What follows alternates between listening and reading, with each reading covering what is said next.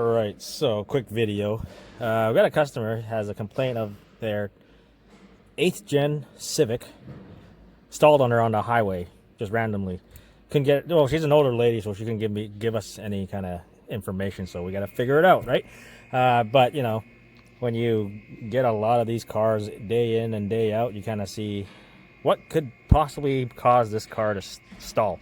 Well, you know, I made a video on an older Civic with a stalling issue, but this thing has the aftermarket key fob, but the key, but it's not the issue.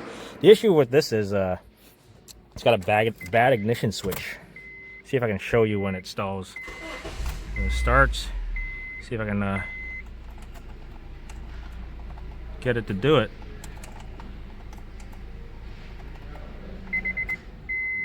There, see?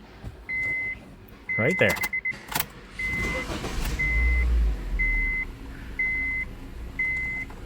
And then all the warning lights come on.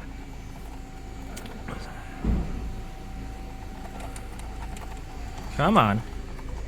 It's pretty loose too, so when somebody hangs a bunch of stuff on the key, this stuff really, yeah, see, there you go.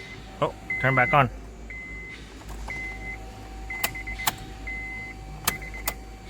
No, see, I turned it back on, and then there's an instance that it didn't, nothing lit up.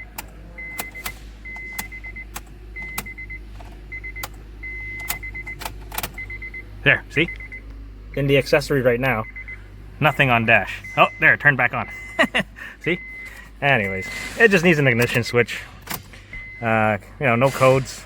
Couldn't get anything on the scanner. No codes, no freeze frame data to show us what it could be. But, you know, when you experience a lot of stalling issues on on a lot of the Hondas, you kind of just you pick one and you test it out and see if it happens to you. Oh, see, there you go.